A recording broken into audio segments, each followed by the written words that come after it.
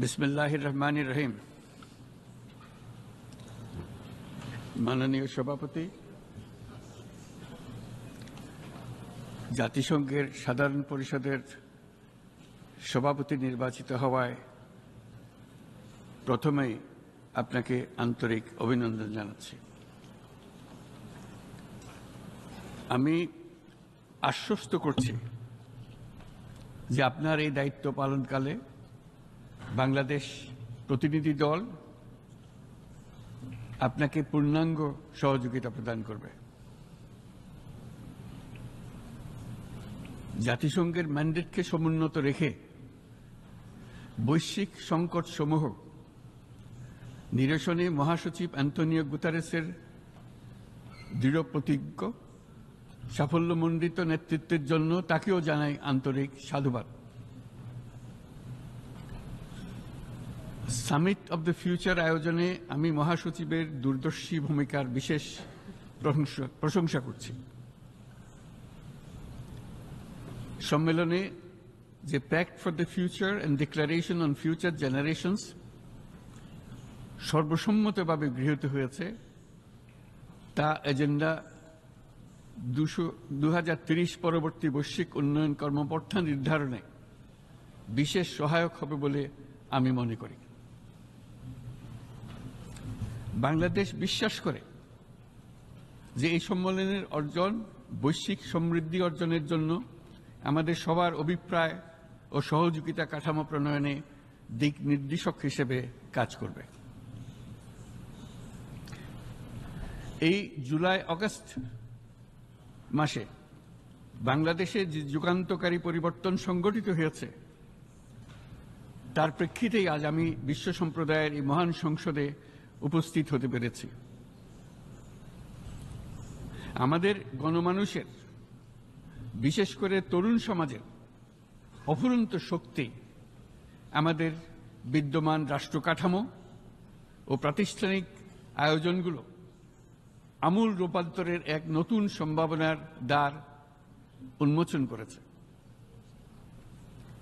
আমাদের ছাত্র ও যুব সমাজের আন্দোলন প্রথম দিকে মূলত ছিল বৈষম্য বিরোধী আন্দোলন,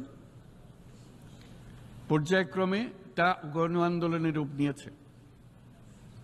এরপর সারা পৃথিবী অবাক বিস্ময়ে দেখেছে কিভাবে সমগ্র বাংলাদেশের মানুষ একনায়কতন্ত্র, নিপীড়ন, বৈষম্য, অবিচার ও দুর্নীতির বিরুদ্ধে রাজপথ ও সামাজিক যোগাযোগের মাধ্যমে দৃঢ়ভাবে রুখে দাঁড়িয়েছিল। আমাদের ছাত্র জনতা তাদের অদম্য সংকল্প ও প্রত্যয়ের মাধ্যমে একটি স্বৈরাচারী ও অগণতান্ত্রিক শাসন ব্যবস্থা থেকে আমাদের মুক্তি এনে দিয়েছে। তাদের এই সংকল্পের মধ্যেই আমাদের দেশের ভবিষ্যৎ নিহিত।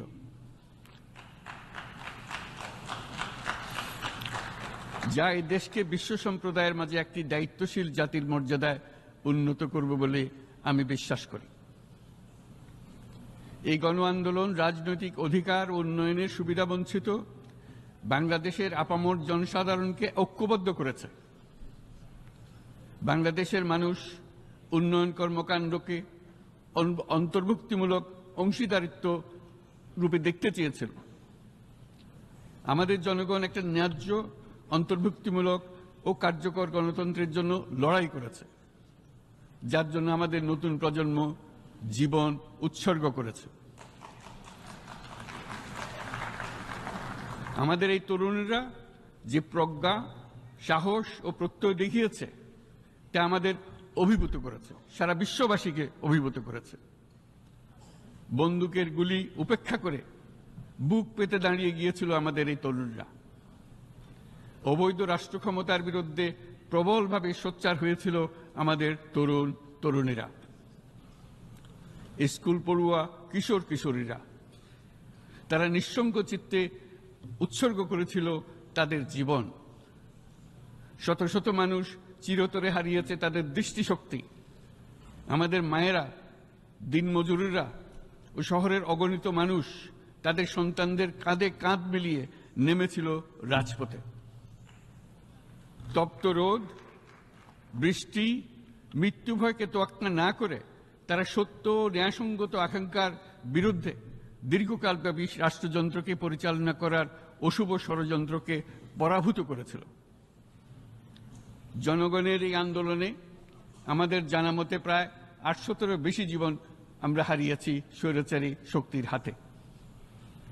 উদারনীতি, বহুত্ববাদ ও ধর্মনিরপেক্ষতার উপর মানুষের গভীর বিশ্বাস থেকেই বাংলাদেশ রাষ্ট্রের অভ্যুদয় হয়েছিল। 1971 সালে যে মূল্যবোধকে বুকে ধারণ করে আমাদের গণমানুষ যুদ্ধ করেছিল, সেই মূল্যবোধকে বহু বছর পরে আবার জেনারেশন জি, যে প্রজন্ম জি, নতুনভাবে আমাদেরকে দেখতে শিখিয়েছে। এরকমটি আমরা দেখেছিলাম 1952 সালের ভাষা আন্দোলনে, বাংলাকে মাতৃভাষা হিসেবে প্রতিষ্ঠার সময়। বাংলাদেশের এই অভ্যুত্থান আগামী দিনগুলোতে বিশ্বের বিভিন্ন প্রান্তে মানুষকে মুক্তি ও ন্যায় বিচারের পক্ষে দাঁড়াতে প্রেরণা যোগাবে। আমাদের মুক্তি ও গণতান্ত্রিক আকাঙ্ক্ষাকে বাস্তবে রূপ দিতে আমি তাই আজ বিশ্ব সম্প্রদায়কে আমাদের নতুন বাংলাদেশের সঙ্গে সম্পৃক্ত হওয়ার উদাত্ত আহ্বান জানাচ্ছি। মাননীয় সভাপতি, যে রাষ্ট্র কাঠামো দুঃসহ হয়ে গেছে তার পুনর্গঠনের জন্য আমাদের তরুণরা, দেশের আপামর জনসাধারণ একমত হয়ে আমার এবং আমার উপদেষ্টা পরিষদের উপর আস্থা রেখে সরকার পরিচালনার এক মহান দায়িত্ব আমাদের উপর ন্যস্ত করেছে। এই দায়িত্ব গ্রহণের পর আমরা গভীর বিস্ময় ও হতাশার সঙ্গে মুখোমুখিভাবে দেখতে পাচ্ছি কিভাবে সর্বগ্রাসী দুর্নীতি একটি কার্যকর গণতান্ত্রিক ব্যবস্থাকে ধ্বংসস্তূপে পরিণত করেছে, কিভাবে রাষ্ট্রের মূল প্রতিষ্ঠানগুলোকে নির্মমভাবে দলীয়করণের আবর্তে বন্দী করে রাখা হয়েছিল, কিভাবে জনগণের অর্থকে লুটপাট করা হয়েছিল, কিভাবে একটি বিশেষ স্বার্থান্বেষী গোষ্ঠী সমস্ত ব্যবসা বাণিজ্যকে অন্যায়ভাবে নিজেদের হাতে কুক্ষিগত করে দেশের সম্পদ অবাধে বিদেশে পাচার করে দিয়েছে। এক কথায়, কিভাবে প্রত্যেকটি পর্যায়ে ন্যায়, নীতি ও নৈতিকতা অদৃশ্য হয়ে গিয়েছিল। এরকম এক অবস্থার দেশকে পুনর্গঠন এবং জনগণের কাঙ্ক্ষিত রাষ্ট্র ব্যবস্থা প্রতিষ্ঠিত করার জন্য আমাদের উপর দায়িত্ব প্রদান করা হয়েছে। অতীতের ভুলগুলোকে সংশোধন করে একটা প্রতিযোগিতামূলক ও শক্তিশালী অর্থনীতি এবং ন্যায়ভিত্তিক সমাজ ব্যবস্থা গড়ে তোলাই এই মুহূর্তে আমাদের মূল লক্ষ্য। বর্তমান পরিবর্তিত পরিস্থিতিতে সকল রাজনৈতিক দল এখন স্বাধীনভাবে তাদের মতামত প্রকাশ করতে পারছে। যে সব ব্যক্তি বা প্রতিষ্ঠান রাষ্ট্রীয় কাজ ও সিদ্ধান্ত গ্রহণ করার প্রক্রিয়ায় সম্পৃক্ত, তাদের প্রত্যেকের জবাবদিহিতা নিশ্চিত করাই আমাদের অগ্রাধিকার। আমরা মানুষের মৌলিক অধিকারকে সমুন্নত ও সুরক্ষিত রাখতে দৃঢ়প্রতিজ্ঞ। আমাদের দেশের মানুষ মুক্তভাবে কথা বলবে, ভয়ভীতি ছাড়া সমাবেশ করবে, তাদের পছন্দের ব্যক্তিকে ভোট দিয়ে নির্বাচিত করবে, এটাই জাতির আকাঙ্ক্ষা এবং এটাই আমাদের লক্ষ্য। বিচার বিভাগের স্বাধীনতা সংরক্ষণ ও সাইবার ডোমেইন সহ গণমাধ্যমের স্বাধীনতা সুসংহতকরণে আমরা প্রতিজ্ঞাবদ্ধ। আমাদের একজন কৃষক বা একজন শ্রমিকের সন্তানও যেন সমাজের সর্বোচ্চ শিখরে পৌঁছতে পারে, সেই লক্ষ্যে বিশালকার অবকাঠামো নির্মাণের বদলে স্বাস্থ্য ও শিক্ষা খাতে বরাদ্দ বৃদ্ধির আমরা গুরুত্ব আরোপ করছি।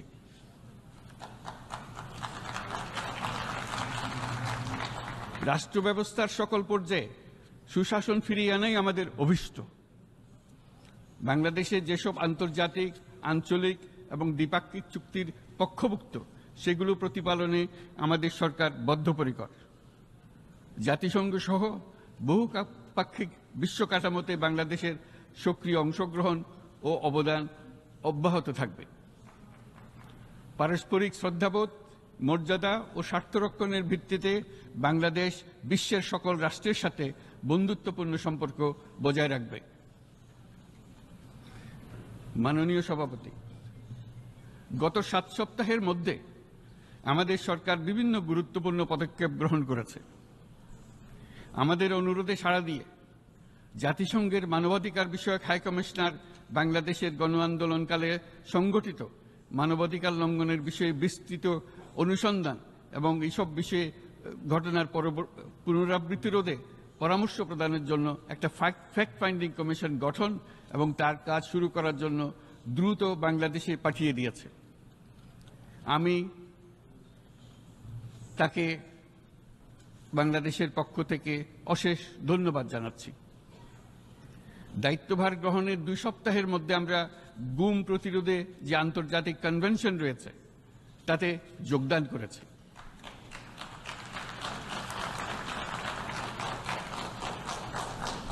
এর আশু বাস্তবায়নের জন্য প্রয়োজনীয় দেশীয় আইন ও বিধি প্রণয়নে আমরা এখন প্রক্রিয়া শুরু করেছি।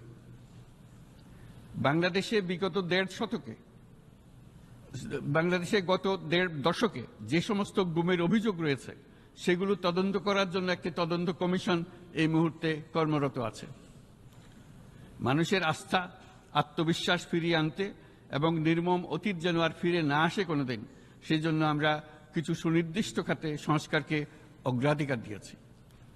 সেই লক্ষ্যে আমরা বিদ্যমান নির্বাচন ব্যবস্থা, সংবিধান, বিচার ব্যবস্থা, জনপ্রশাসন, আইন শৃঙ্খলা ব্যবস্থা সংস্কারের জন্য স্বাধীন কমিশন গঠন করেছি।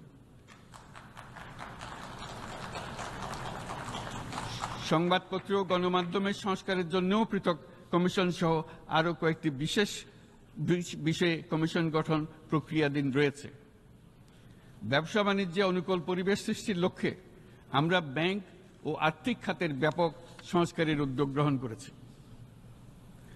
কোনো বিদেশি ব্যবসা বা বিনিয়োগ যেন ক্ষতিগ্রস্ত না হয় তা নিশ্চিত করতে আমরা বদ্ধপরিকর।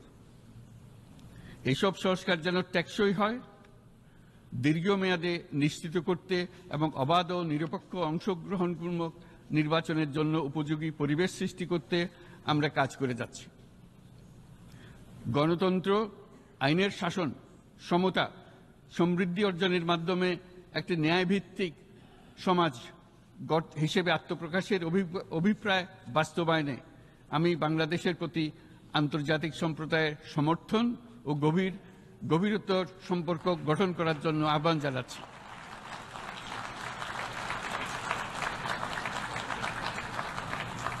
মাননীয় সভাপতি, বাংলাদেশ মনে করে যে শান্তি রক্ষা ও সংঘাত মোকাবেলা জনগণের সমৃদ্ধি নিশ্চিত করার মূল চালিকা শক্তি।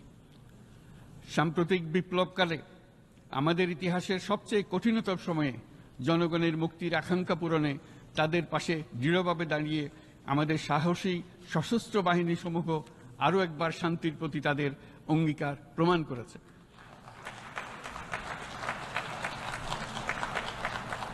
এটা সম্ভব হয়েছে শান্তি রক্ষায় আমাদের অঙ্গীকারের কেন্দ্রবিন্দুতে মানবাধিকারকে স্থান দেওয়ার ফলে।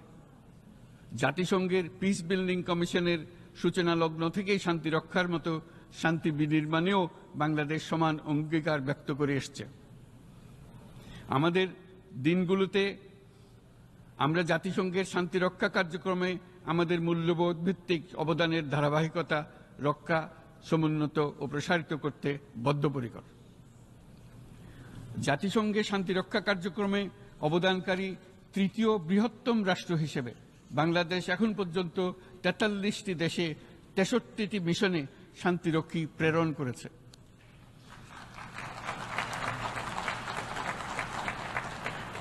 বসনিয়া থেকে শুরু করে কঙ্গো পর্যন্ত বিশ্বের বিভিন্ন প্রান্তে এসব মিশনে দায়িত্ব পালনকালে 168 জন বাংলাদেশি শান্তিরক্ষী নিজেদের জীবন বিসর্জন দিয়েছে।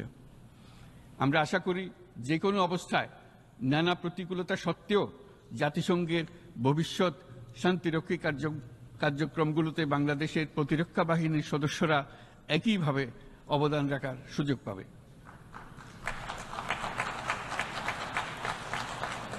মাননীয় সভাপতি, আমাদের সকলের বাসস্থান এই পৃথিবী। বৈশ্বিক অগ্রাধিকারগুলোকে সঠিকভাবে ক্ষতির বিষয়ে যারা সংশ্লিষ্ট তাদের দায়বদ্ধ করা যায়। জলবায়ু পরিবর্তনজনিত দীর্ঘমেয়াদী প্রভাবগুলো অপূরণীয় ক্ষতির কারণ হয়ে দাঁড়িয়েছে। আমরা জীব বৈচিত্র্য হারিয়ে ফেলছি। প্যাথোজেনের পরিবর্তনের ফলে নতুন রোগ বাড়ছে। কৃষিক্ষেত্রে চাপ বাড়ছে ক্রমাগতভাবে। পানি সম্পদ ঝুঁকিতে ফেলছে আমাদের বাসযোগ্যতাকে। সমুদ্র পৃষ্ঠের উচ্চতা বৃদ্ধি এবং লবণাক্ততা আমাদের ক্ষতি করছে প্রতিনিয়ত। ঘূর্ণিঝড়ের সংখ্যা ও মাত্রা বৃদ্ধির কারণে যেই ক্ষতি হচ্ছে তাকে উপেক্ষা করার সুযোগ নেই। ক্ষুদ্র কৃষক, প্রান্তিক পর্যায়ে জীবিকা অন্বেষণকারীরা জলবায়ু পরিবর্তনজনিত ঝুঁকির মুখোমুখি হচ্ছে সবচেয়ে বেশি। আমি আজ এই বিশ্ব সভায় যখন কথা বলছি তখন বাংলাদেশের পূর্বাঞ্চলে 50 লাখেরও অধিক মানুষ তাদের জীবদ্দশায় হওয়া সবচেয়ে ভয়াবহ বন্যা মোকাবেলা করে যাচ্ছে। মহাসচিব গুতেরেস আমাদেরকে দেখিয়েছেন যে বিদ্যমান পরিক্রমা অব্যাহত থাকলে বিশ্বের গড় তাপমাত্রা 2.7 ডিগ্রি সেলসিয়াস বৃদ্ধির দিকে অগ্রসর হতে থাকবে। তাই বাংলাদেশের মতো জলবায়ু ঝুঁকিতে থাকা দেশগুলোতে অভিযোজনের জন্য ব্যাপক বিনিয়োগের আহ্বান জানাচ্ছি।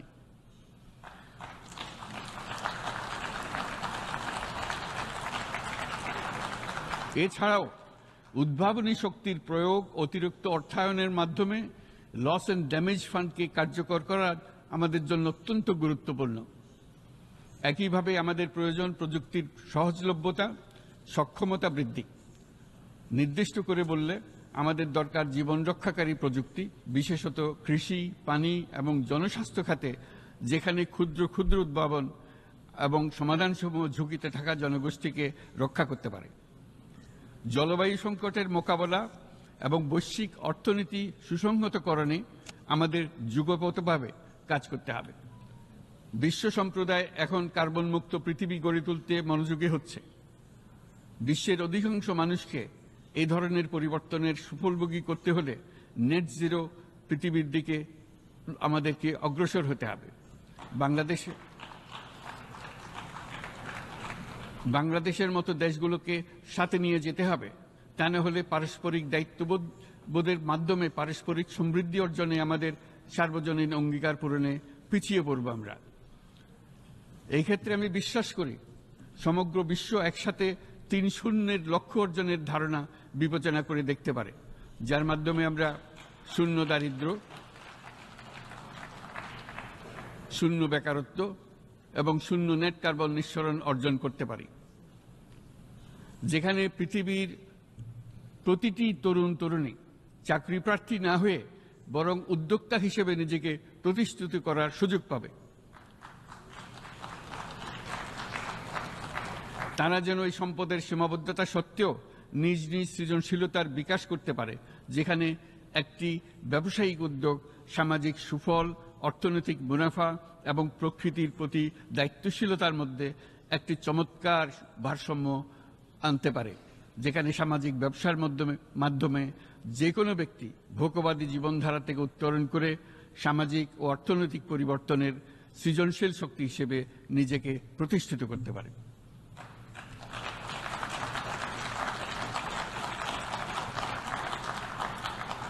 এই সময়ে তাই প্রয়োজন উন্নত উন্নয়নশীল সকল দেশসমূহ এবং বিভিন্ন অংশীদারদের মধ্যে নতুন দৃষ্টিভঙ্গি, নতুন মূল্যবোধ এবং নতুন একতা। সামগ্রিকভাবে এই লক্ষ্য অর্জনে জাতিসংঘ ব্যবস্থা, জাতীয় আঞ্চলিক পর্যায়ে সরকারসমূহ, সকল ব্যবসা প্রতিষ্ঠান, বেসরকারি অংশীজন এবং দাতব্য সংস্থাগুলোকে একসঙ্গে কাজ করতে হবে। আমাদের অর্থনৈতিক কাঠামোতে সামাজিক ব্যবসাকে স্থান দিলেই নিচের অর্ধেকাংশ মানুষের জীবনে তা বিরাট পরিবর্তন আনতে পারে।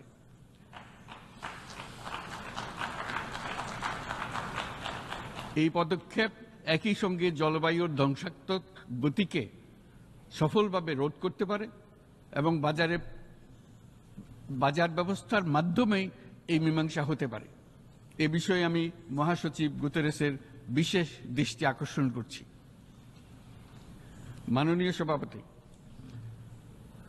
বহুমুখী সংকটে জর্জরিত বর্তমান বিশ্বে যুদ্ধ এবং সংঘাতের ফলে ব্যাপক ভিত্তিতে মানুষের অধিকার খর্ব হচ্ছে। বিশ্ববাসীর উদ্বেগ এবং নিন্দা সত্ত্বেও গাজায় গণহত্যা থামছে না।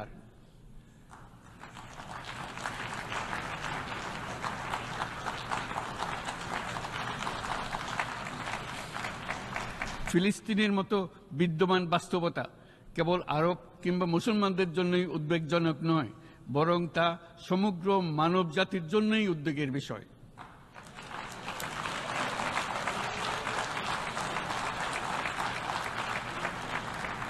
একজন মানুষ হিসেবে প্রত্যেক ফিলিস্তিনির জীবন অমূল্য।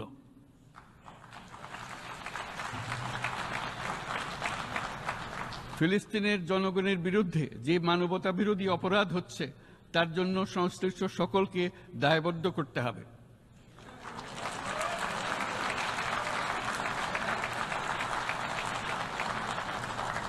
ফিলিস্তিনের জনগণের উপর চলমান নৃশংসতা, বিশেষত নারী এবং শিশুদের সাথে প্রতিনিয়ত যে নিষ্ঠুরতা বিশ্ব দেখাচ্ছে, তা থেকে নিস্তারের জন্য বাংলাদেশ অনতিবিলম্বে সম্পূর্ণ যুদ্ধবিরতির আহ্বান জানাচ্ছে।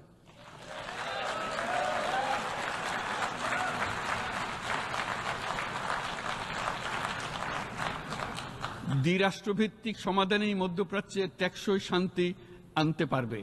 তাই জাতিসংঘ সহ আন্তর্জাতিক সম্প্রদায়ের সকলকে এর বাস্তবায়নের জন্য এখনই উদ্যোগ নিতে আহ্বান জানাচ্ছি।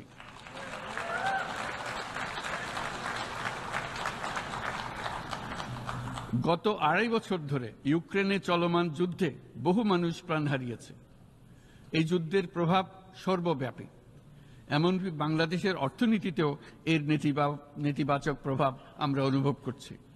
আমরা তাই উভয় পক্ষকে সংলাপে বসে বিরোধ নিরসনের মাধ্যমে যুদ্ধের অবসান ঘটানোর আহ্বান জানাচ্ছি।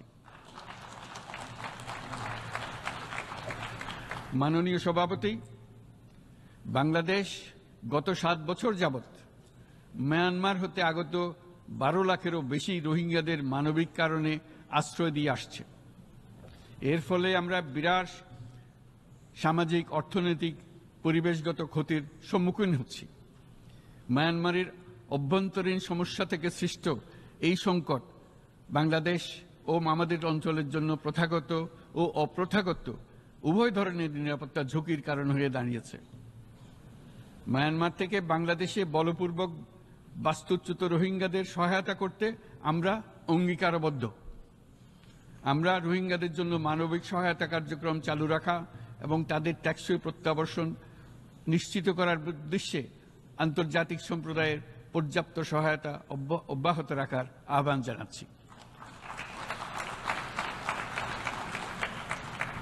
রোহিঙ্গাদের সাথে সংগঠিত হওয়া ব্যাপক ভিত্তিক মানবাধিকার লঙ্ঘনের জন্য আন্তর্জাতিক বিচার আদালত এবং আন্তর্জাতিক অপরাধ আদালতে চলমান বিচার প্রক্রিয়ার মাধ্যমে ন্যায় বিচার নিশ্চিত করাও সমানভাবে গুরুত্বপূর্ণ। রোহিঙ্গারা যাতে নিজ দেশে স্বাধীন এবং মর্যাদাপূর্ণ জীবনযাপন করতে পারে, সেই লক্ষ্যে অনুকূল পরিবেশ তৈরিতে জাতিসংঘ অন্যান্য আন্তর্জাতিক প্রতিষ্ঠানের ধারাবাহিক প্রচেষ্টার প্রশংসা দাবিদার। এই লক্ষ্যে রোহিঙ্গারা যাতে পর্যাপ্ত নিরাপত্তা ও অধিকার নিশ্চিত করে তাদের নিজ ভূমি রাখাইনে ফিরে যেতে পারে, তার পথ সুগম করা অত্যন্ত দরকার। মায়ানমারে প্রতিনিয়ত পরিবর্তনশীল অবস্থা বিবেচনায় রেখে বাংলাদেশ আন্তর্জাতিক সম্প্রদায়ের সাথে একযোগে রোহিঙ্গাদের নিজ দেশে মর্যাদাপূর্ণ টেকসই প্রত্যাবর্তনের জন্য পরিবেশ সৃষ্টিতে কাজ করতে প্রস্তুত।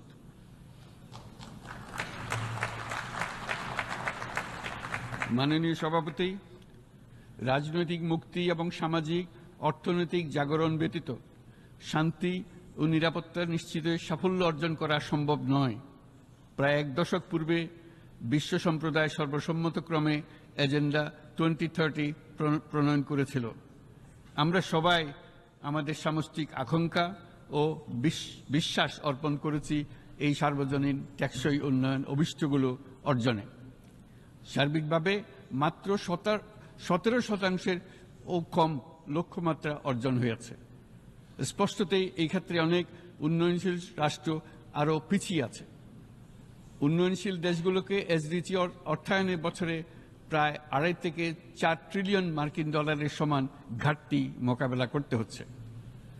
উন্নয়নশীল বিশ্বের ঋণের বোঝা, ক্ষয়িষ্ণু আর্থিক সক্ষমতা এবং জলবায়ু পরিবর্তনের ক্ষতিকর প্রভাবের কারণে বাংলাদেশের মতো দেশগুলিতে বেশি ঝুঁকিতে রয়েছে। আমরা আশা করি উন্নয়নের জন্য অর্থায়ন সংক্রান্ত চতুর্থ আন্তর্জাতিক সম্মেলনে এই ধরনের জটিল এবং কাঠামোগত সমস্যাগুলোর দিকে নজর দেওয়া হবে। বহুপাক্ষিক আর্থিক প্রতিষ্ঠানগুলোকে এমন অভিন্ন লক্ষ্যে নিয়ে যাওয়ার কাজ করতে হবে যাতে সকল রাষ্ট্র সমানভাবে সম্পদ ও সুযোগের ব্যবহার করতে পারে। তারা নিজেদের কর্মসূচিতে সামাজিক ব্যবসাকে গুরুত্বপূর্ণ ভূমিকা দিতে পারে, যাতে নিম্ন আয়ের দেশগুলোর বাস্তবতাকে বিশেষভাবে মোকাবেলা করা যায়, যা ব্যবসায়ী উদ্যোগ এবং ব্যক্তির সৃজনশীলতাকে উদ্বুদ্ধ করে, যা বঞ্চিত জনগোষ্ঠীকে বিশালভাবে সহায়তা করে। এই ক্ষেত্রে অবৈধ অর্থের প্রবাহ এবং উন্নয়নশীল দেশগুলো থেকে সম্পদ পাচার বন্ধ করা অত্যন্ত আবশ্যক। উন্নয়নশীল দেশগুলো থেকে পাচার হয়ে যাওয়া সম্পদ ফেরত আনার জন্য আন্তর্জাতিক সহযোগিতা জোরদার করতে হবে। আমরা আশা করি কর ফাঁকি রোধে আন্তর্জাতিক কর কনভেনশন অতি শীঘ্রই গৃহীত হবে। মাননীয় সভাপতি, আমরা যে নিবিড়ভাবে সংযুক্ত বিশ্বে বসবাস করছি, সেখানে অভিবাসন এবং মানুষের অবাধ প্রবাহ এক অলঙ্ঘনীয় বাস্তবতা। বাংলাদেশি নাগরিকরা প্রতিনিয়ত বিভিন্ন দেশে অভিবাসী হিসেবে যাচ্ছেন। তারা বিভিন্ন দেশে তাদের কর্মসংস্থানের সন্ধানে আছেন। বিশ্বের বিভিন্ন প্রান্তে এই মুহূর্তে প্রায় 1.5 কোটি প্রবাসী বাংলাদেশি আছেন। সকলের জন্য অভিবাসনের উপযোগিতা নিশ্চিত করতে বিশ্ব সমাজকে নিরাপদ, সুশৃঙ্খল এবং নিয়মিত মর্যাদাপূর্ণ অভিবাসনের পথ সুগম করতে হবে। আন্তর্জাতিক সম্প্রদায়কে অভিবাসীদের মানবাধিকার এবং তাদের প্রতি মানবিক আচরণ নিশ্চিত করতে হবে। অভিবাসনের উপর 2018 সালে যে গ্লোবাল কম্প্যাক্ট অন মাইগ্রেশন গৃহীত হয়েছে, তার পূর্ণ বাস্তবায়নে বাংলাদেশ প্রতিশ্রুতিবদ্ধ এবং একই সাথে অনিরাপদ অভিবাসন রোধেও আমরা বদ্ধপরিকর। মাননীয় সভাপতি, প্রতি বছর প্রায় 25 লক্ষ তরুণ তরুণী বাংলাদেশের শ্রমবাজারে যুক্ত হচ্ছেন। বাংলাদেশের বিপুল জনশক্তির প্রায় 2/3 তরুণ। এই জনশক্তিকে বর্তমান ও আগামীর জন্য গড়ে তোলা বাংলাদেশের জন্য একটা বড় চ্যালেঞ্জ। ক্রমপরিবর্তনশীল কর্মজগতে একজন তরুণকে প্রতিনিয়ত নতুন দক্ষতা অর্জন করতে হয়। এই কর্মপরিবেশের সাথে মানিয়ে নেওয়া শিখতে হয়। এই জন্য বাংলাদেশ যখন মধ্যম আয়ের দেশ হিসেবে উন্নতি হচ্ছে, তখন আমরা শিক্ষা এবং প্রযুক্তিগত সহায়তা লাভের উপর বিশেষ জোর দিচ্ছি। এবার কৃত্রিম বুদ্ধিমত্তার বিষয়ে আসি। কৃত্রিম বুদ্ধিমত্তার অভাবনীয় বিকাশ এবং এর বহুমাত্রিক প্রয়োগে বাংলাদেশ বিশেষভাবে আগ্রহী। আমাদের তরুণ সমাজ জেনারেটিভ আর্টিফিশিয়াল ইন্টেলিজেন্সের সম্ভাবনা নিয়ে উচ্ছ্বসিত। একজন বিশ্ব নাগরিক হিসেবে তারাও চায় নতুন পৃথিবীতে নিয়োজিত হতে, কর্মক্ষম হিসেবে নিজেকে গড়ে তুলতে। বাংলাদেশের মতো বৃহৎ তরুণ জনগোষ্ঠীর দেশ যাতে কৃত্রিম বুদ্ধিমত্তার প্রয়োগজনিত অর্জিত সুফল থেকে পিছিয়ে না পড়ে, বিশ্ব সম্প্রদায়কে তা নিশ্চিত করতে হবে। একই সঙ্গে নিশ্চিত করতে হবে যেন কৃত্রিম বুদ্ধিমত্তার কারণে কর্মক্ষেত্রে মানুষের চাহিদা ক্রমাগতভাবে সংকুচিত হয়ে না যায়। এই প্রসঙ্গে আমি উল্লেখ করি যে আমরা ভিন্ন একটা ইন্টেলিজেন্স, অটোনোমাস ইন্টেলিজেন্স, অর্থাৎ যে কৃত্রিম বুদ্ধিমত্তা নিজেই নিজের কৃত্রিম বুদ্ধিমত্তাকে সম্প্রসারিত করতে পারে মানুষের কোনো হস্তক্ষেপ ছাড়াই, তার ব্যাপারে আমরা বৈজ্ঞানিকদের দৃষ্টি আকর্ষণ করতে চাই। তারা যেন এই ক্ষেত্রে অগ্রসর হওয়ার আগে মানুষের উপরে এর প্রভাব সম্বন্ধে নিশ্চিত হয়ে অগ্রসর হন। আমাদের ধারণা, অটোনোমাস ইন্টেলিজেন্স মানুষের অস্তিত্বকে বিপন্ন করে তুলতে পারে।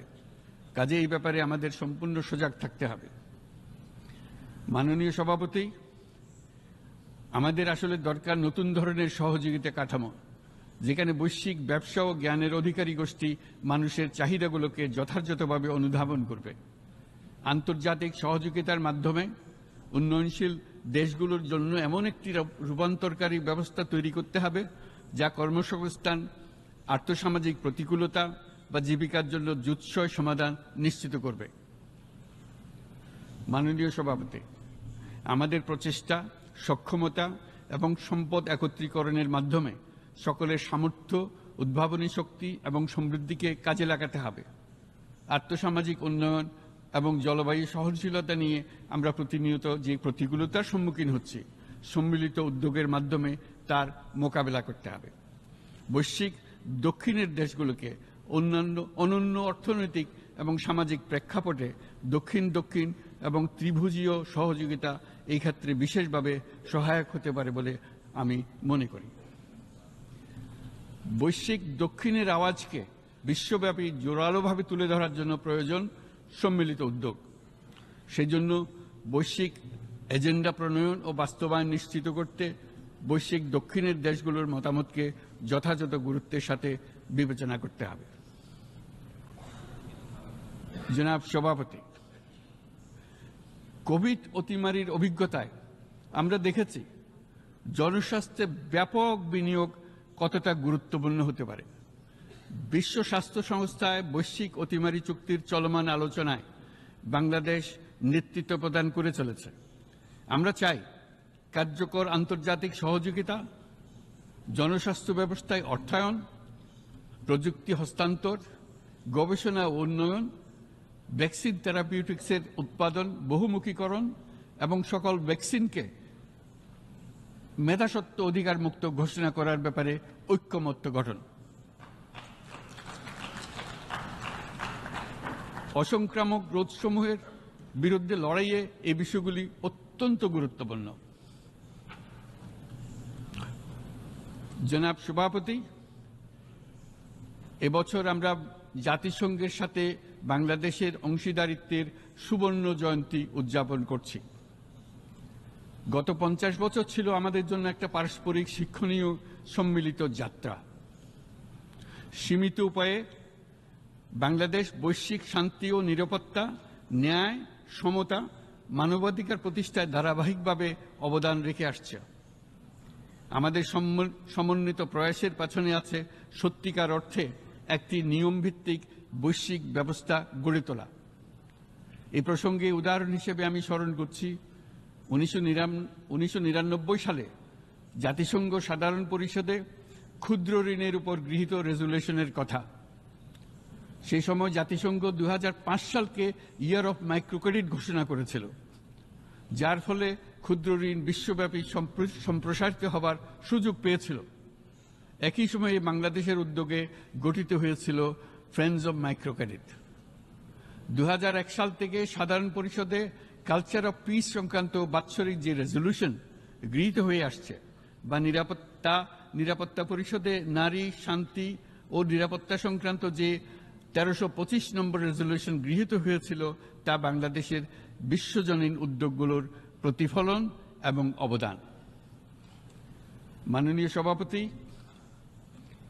আজ এই মহান বিশ্বসভায় বিশ্ব নেতৃবৃন্দের উপস্থিতিতে প্রতিধ্বনিত হচ্ছে শান্তি, নিরাপত্তা, ন্যায় বিচার প্রতিষ্ঠা এবং সম্পদের সুষম বন্টনের মাধ্যমে সকলের অন্তর্ভুক্তি নিশ্চিত করার আহ্বান।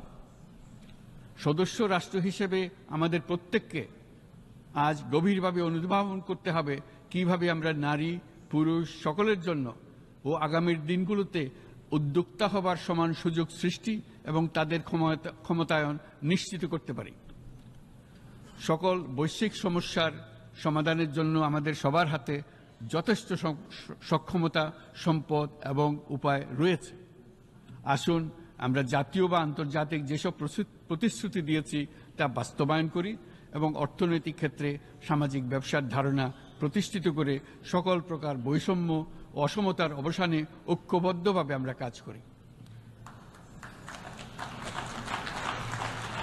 বাংলাদেশের তরুণরা প্রমাণ করেছে যে মানুষের স্বাধীনতা, মর্যাদা ও অধিকার সমুন্নত রাখার অভিপ্রায় কোনো উচ্চাভিলাষ নয়, বরং এটা সকলের নিশ্চিত প্রাপ্য। আজ এই মহান সমাবেশে আপনাদের উপস্থিতিতে শান্তি, সমৃদ্ধি ও ন্যায় বিচার নিশ্চিত করতে আন্তর্জাতিক, আঞ্চলিক এবং জাতীয় পর্যায়ে বাংলাদেশে তার ভূমিকাকে ক্রমাগতভাবে জোরদার করার নিশ্চয়তা দিচ্ছে। আজ আপনাদের সবাইকে শুভেচ্ছা জানাচ্ছি, ধন্যবাদ জানাচ্ছি।